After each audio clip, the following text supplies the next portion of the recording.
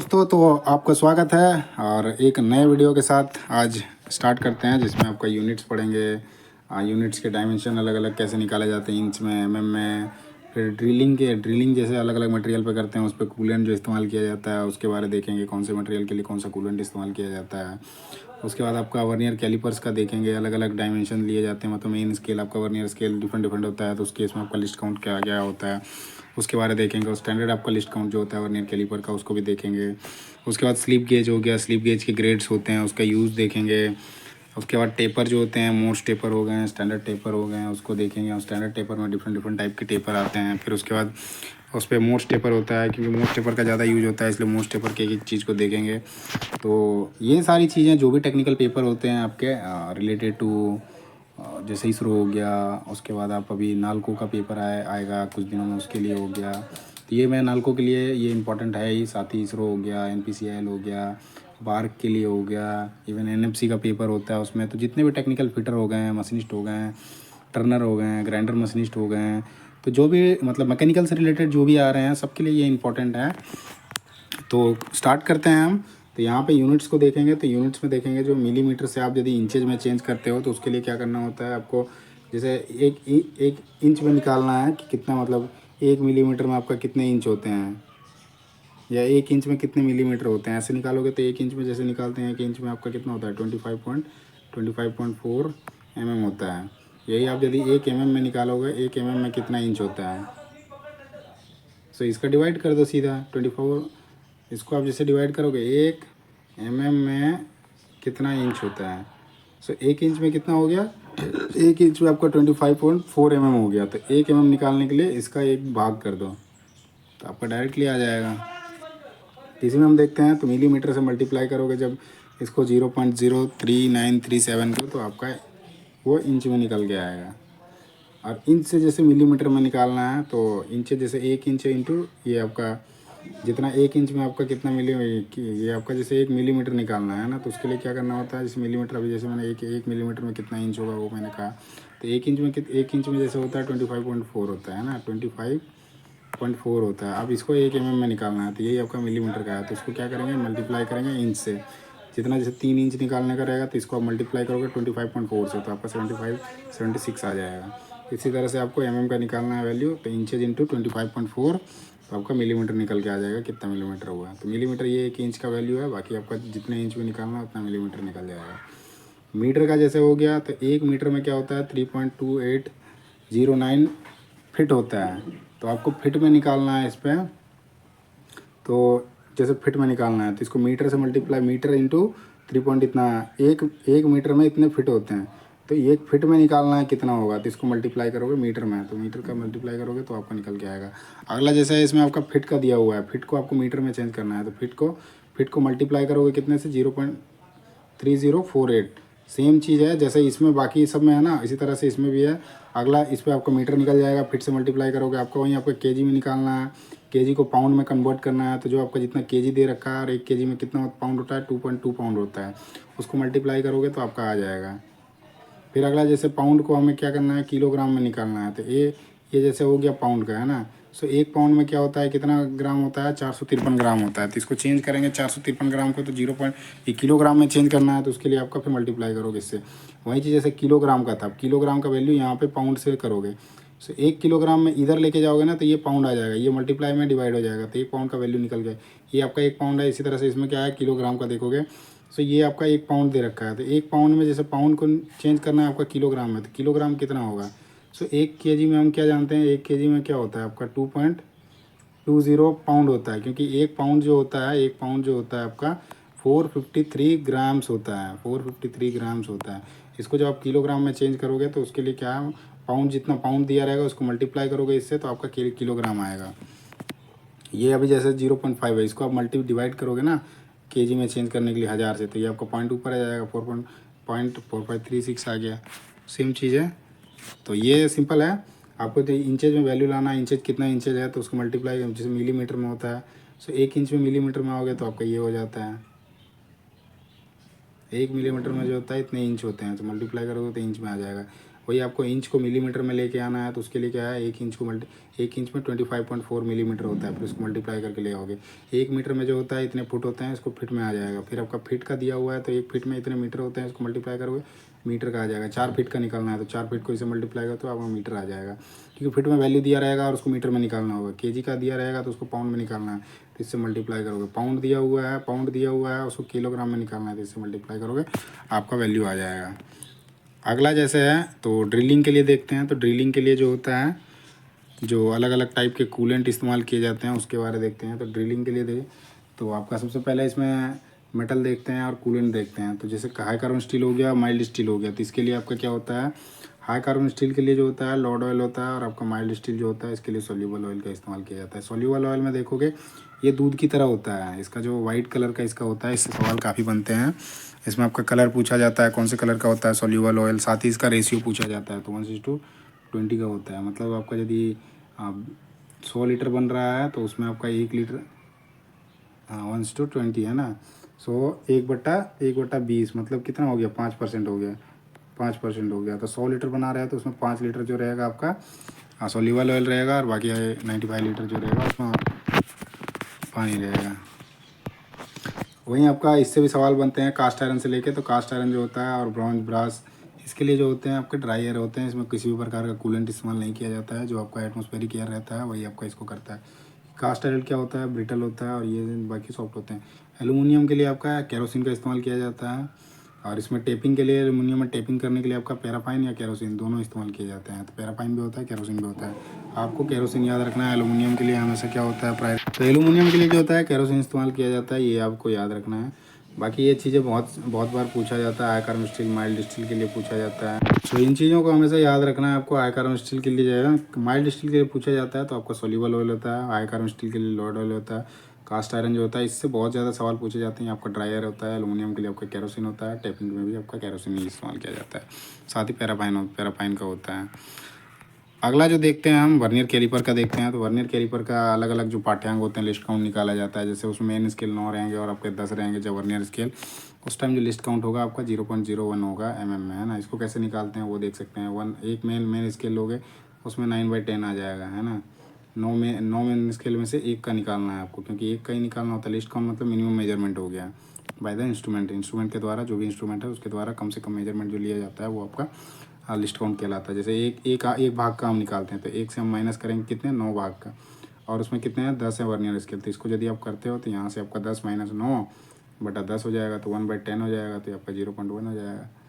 10/1 हो गया तो ये आपका पॉइंट आया, तो यहाँ पे 0 आ जाएगा, तो 1/10 हो गया, है ना। तो इसको यदि आप डिवाइड करते हो तो पॉइंट आ गया, या 0 आ जाएगा, तो ये 1 आ गया।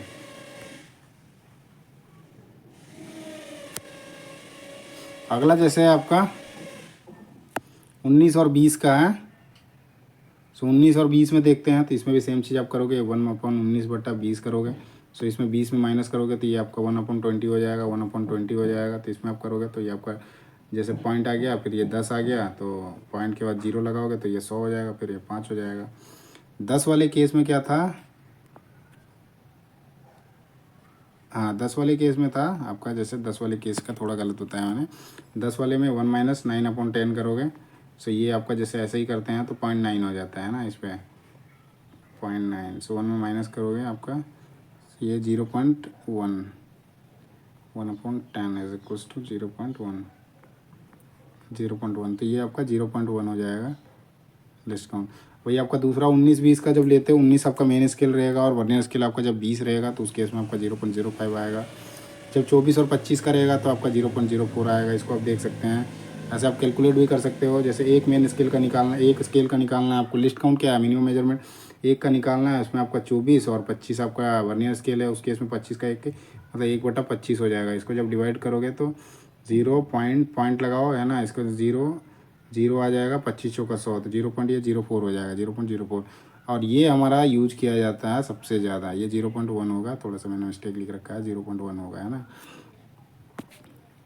ये आपका 9-10 का जब आता है तो आपका 0.1 mm होता है उसका लिस्ट काउंट। 4th नंबर पे है 49 और 50, और यही सबसे ज़्यादा इस्तेमाल किया जाता है। उसके बाद आपका 99 और 100 वाला ज़्यादा इस्तेमाल किया जाता है, क्योंकि इसमें जो है ना और ज़्यादा बढ़ जाता है, 0.01 आ जाता है उस पर। तो 49-50 वाला जो है ये ज़्यादा यूज किया जाता है, और इसी का लिस्ट काउंट जो होता है 0.02 mm होता है, वर्नियर कैलिपर का, है ना। तो यही चीज़ पूछा जाता है, least count of vernier caliper. तो 0.02 mm जो होता है ये स्टैंडर्ड है। अगला आपका स्लिप गेज में देखेंगे तो स्लिप गेज क्या होते हैं, हाई प्रिसाइजली होते हैं। इसका जो लिस्ट काउंट होता है, इसका लिस्ट काउंट जो होता है 0.001 mm होता है इसका लिस्ट काउंट। ये बहुत ही प्रिसाइजली में ये इसका जहाँ पे कैलिब्रेशन होता है वहाँ पे इस्तेमाल किया जाता है। तो जो है 4 तरह के आपके मिलते हैं। इसमें आपका एक होता है ग्रेड 00 होता है, ग्रेड 00 होता है, ग्रेड 0, फिर 1 और 2 ऐसे करके होते हैं। इसके बारे में पूछा जाता है कितने तरह के आपके स्लिप गेज मिलते हैं। 4 तरह के मिलते हैं, जिसमें से आपका ग्रेड 00 जो होता है वो रेफरेंस के लिए यूज किया जाता है। ग्रेड 0 का टाइप का जो होता है वो आपका कैलिब्रेशन के लिए इस्तेमाल होता है। ग्रेड 1 का जो होता है वो इंस्पेक्शन के लिए होता है, और ग्रेड 2 का जो होता है वर्कशॉप का होता है। इनसे सीधे सवाल पूछे जाते हैं। ग्रेड 00 जो होता है टाइप का स्लिप गेज, उसका इस्तेमाल कहाँ पे किया जाता है या किस पर्पज़ के लिए इस्तेमाल किया जाता है, तो आपका रेफरेंस के लिए हो जाएगा। इसमें ज़्यादातर पूछा जाता है 0 वाला, ये जो कैलिब्रेशन वाला है ये सबसे ज़्यादा पूछा जाता है। और स्टैंडर्डली यही आपका कैलिब्रेशन का ही सबसे ज़्यादा, बाकी पूछे हर एक क्वेश्चन पूछा गया है। पिछले प्रीवियस ईयर के क्वेश्चन देखोगे, कहीं के भी टेक्निकल पेपर आप उठाओगे जिसमें टेक्निकल पेपर आ रहे हों, जैसे आप इसरो में जाओगे, इसरो में भी मिल जाएगा। ज़्यादातर ये आपको मिलेंगे, जैसे आपका NPCIL हो गया, उसके बाद आपका जैसे अभी दिल्ली मेट्रो का हो गया, उनके पेपर देखोगे इनमें ये सवाल पूछे गए हैं। नोएडा मेट्रो हो गया, उसके बाद आपका UP मेट्रो हो गया, उनमें ये सवाल भर भर के पूछे गए हैं जितने बार पेपर हुआ है। इवन आप उस पे जाओगे जो हर साल पेपर हर 2 साल में पेपर लेता है, UPRVNL है, उस पे पेपर में ये पूछा गया है। तो कई बार ये चीज़ें हमने मिस कर जाते हैं, तो इन चीज़ों को हमेशा ध्यान रखना है। स्लिप गेज में होते हैं और 4 तरह के होते हैं। 0 होता है, 00 होता है, 0 होता है, 1 और 2। इसका वो भी पूछा जाता है कि स्टार्टिंग कहाँ से होता है और एंड कहाँ पे होता है, ऐसे पूछा जाता है। सो ये याद रखना है, 00 रेफरेंस, 0 आपका कैलिब्रेशन, ग्रेड 1 जो होता है इंस्पेक्शन के लिए, और ग्रेड 2 का वर्कशॉप के लिए। और सबसे प्रिसाइजली जो होता है वो, जैसे ये कैलिब्रेशन दे लिया, तो ये कैलिब्रेशन के लिए जो इस्तेमाल होते हैं इनको भी कैलिब्रेट किया जाता है रेफरेंस के द्वारा। बाकी ये कैलिब्रेशन जो होते हैं जनरल जितने भी आपके गेजेज होते हैं, जैसे प्लग गेज हो गया, रिंग गेज हो गया, उसके बाद स्नैप गेज हो गया, सॉरी प्लग गेज क्या होता है, प्लग गेज का नहीं होगा। ये जो होते हैं विड्थ वाले गेज जो होते हैं वहाँ पे इस्तेमाल किया जाता है। जैसे आपका स्नैप गेज हो गया, तो वहाँ पे उसके कैलिब्रेशन के लिए इसका इस्तेमाल किया जाता है स्लिप गेज का। और बाकी जो विड्थ थी इसका चेक कर सकते हैं। विड्थ जो होता है दो जो मेटल हैं उसके बीच का जो गैप है, उस गैप को चेक करने के लिए इसका इस्तेमाल किया जाता है। और वो बहुत प्रिसाइजली जो भी चीज़ें आप, जैसे स्नैप गेज हो गया, उसके मास प्रोडक्शन में इस्तेमाल जहाँ पे होता है वहाँ पे उसको कैलिब्रेशन करने के लिए उसका इस्तेमाल किया जाता है। अगला है टेपर का। तो टेपर आपके जो होते हैं, एक आपका स्टैंडर्ड टेपर होता है। स्टैंडर्ड टेपर में आपके डिफरेंट टाइप के टेपर्स आते हैं, जिसमें आपके मोस्ट टेपर होते हैं, जर्नो टेपर होते हैं, ब्राउन शार्प टेपर होते हैं, पिन टेपर होते हैं, इंडियन स्टैंडर्ड टेपर हो गया, उसके बाद आपका मैट्रिक टेपर हो गया। सो ज़्यादातर आपका जो है इसमें से टेपर से जो सवाल पूछा जाता है, जैसे मोस्ट टेपर के बारे में पूछा जाता है। मोस्ट टेपर कहाँ कहाँ होता है, जैसे आपका ड्रिल बिट जो होता है उस पर किस टाइप का टेपर होता है, उसमें भी अलग अलग टाइप के टेपर्स होते हैं। तो उसमें मोस्ट टेपर का ज़्यादातर दिखता है। लेथ मशीन का जो होता है डेड एंड होता है, उस पर किस टाइप का टेपर होता है ये पूछा जाता है। तो वही आपका मोस्ट टेपर जो होता है। लेथ मशीन में भी आपका जो डेड एंड होता है, या फिर लाइव सेंटर जो होता है आपका, टेल स्टॉक जिसको बोलते हैं, तो वहाँ पे लाइव सेंटर होता है, उसमें जो आपका कटा होता है वो मोस्ट टेपर होता है। तो उसमें हम टेपर्स देखेंगे जो 6 तरह के होते हैं, जिसमें आपके सबसे पहले मोस्ट टेपर है। तो मोस्ट टेपर में क्या होते हैं, टोटल 0 से लेकर 7 तक का रेंज होता है, जिसमें 8 साइज मिलते हैं। 0, 1, 2, 3, 4, 5, 6, 7 ये मिलते हैं। जैसे 0, 1, 2, 3, 4, 5, 6, 7, तो ये कितने हो गए, 3, 2, 5 और 3, 8, तो 8 साइज मिलेंगे। इसी तरह से आपका जर्नो टेपर है। जर्नो टेपर 1 से 20 मिलता है, जिसमें आपका 20 टोटल होते हैं। ब्राउन शार्प टेपर जो है अगला, इसमें 1 से 18 टोटल 18 मिलते हैं। पिन टेपर जो होता है, पिन टेपर में आपका देखोगे 0 से 13, इसमें टोटल 14 मिलते हैं। इंडियन स्टैंडर्ड के टेपर होते हैं, इसमें आपके 30 टेपर होते हैं। मैट्रिक टेपर जो होता है इसमें आपके 4, 6, 80 ऐसे करके 200 तक रहता है इसमें, है ना, ऐसे नंबर होते हैं। तो सबसे ज़्यादा इनसे पूछा जाता है आपका मोस्ट टेपर। और मोस्ट टेपर में एक एक जो नंबर्स होते हैं 0 से लेकर 7 तक, इनका एंगल पूछा जाता है। जो डिग्री में होता है ना एंगल, उसके बारे में पूछा जाता है। इसीलिए मैंने इस चीज़ को अलग से बना रखा है, मोस्ट टेपर के प्रत्येक नंबर का सही डिग्री, क्योंकि सवाल इसी से बनते हैं मोस्ट टेपर का। इससे सवाल ये भी, आप जैसे लेथ मशीन का बताया, वहाँ पे भी पूछा जाता है। लेथ मशीन का जो लाइव सेंटर होता है उसमें किस तरह का आपका टेपर बना होता है, ड्रिल बीट का पूछा जाता है। ये जर्नो टेपर का जैसे सवाल कुछ बनता है उसमें आपके यूज करे जाते हैं हीलिंग वगैरह में। सो इसमें हम देखते हैं कि जो टेपर्स होता है आपका उसको देखते हैं। तो नंबर जैसे 0 हो गया, 0 का आपका होता है 1 डिग्री 29 मिनट और 30 सेकंड का होता है ना। 1 डिग्री 29 मिनट ये कैसे आया, ये भी मन में सवाल आएगा। तो आपका 1 डिग्री में जो होता है 60 मिनट होता है ना, 60 मिनट होता है। और 1 मिनट जो होता है, 1 मिनट जो होता है उसमें आपके 60 सेकंड होते हैं। तो ऐसे करके 0 डिग्री में 0 जो नंबर है उसमें 1 डिग्री 29 मिनट 30 सेकंड होता है। वहीं आपका 1 नंबर जो होता है इसमें भी सेम होता है। 2 नंबर वाला जो होता है 1 डिग्री 26 मिनट होता है। 2 और 3 आपके सेम होते हैं। 4 नंबर वाला 1 डिग्री 29 मिनट होता है। 5 नंबर वाला जो होता है आपका 1 डिग्री 30 मिनट 30 सेकंड होता है। 6 नंबर वाला जो होता है आपका 1 डिग्री 30 मिनट होता है। और 7 नंबर वाला जो होता है 1 डिग्री 30 मिनट 30 सेकंड होता है। तो वीडियो कैसा, आज की वीडियो में इतना ही करते हैं। और वीडियो कैसा लगा ज़रूर बताइएगा। और साथ ही वीडियो अच्छा लगे तो वीडियो को लाइक करना और चैनल को सब्सक्राइब करना ना भूलें। और साथ ही अपने दोस्तों के साथ शेयर करना ना भूलें, जिससे इन चीज़ों की जानकारी भी अच्छी तरह से जाए। जो आप तैयारी भी करना चाहते हो साथ में, ऐसे करके आप एक दूसरे के साथ ग्रुप डिस्कशन जब तक नहीं होगा ये चीज़ें क्लियर नहीं होती है। तो रेगुलरली टेस्ट देना, ऐसे करके आप कर सकते हो। तो धन्यवाद जो दोस्तों। और साथ ही वीडियो अच्छा लगे तो लाइक करो, सब्सक्राइब करो और कमेंट जरूर करना। धन्यवाद।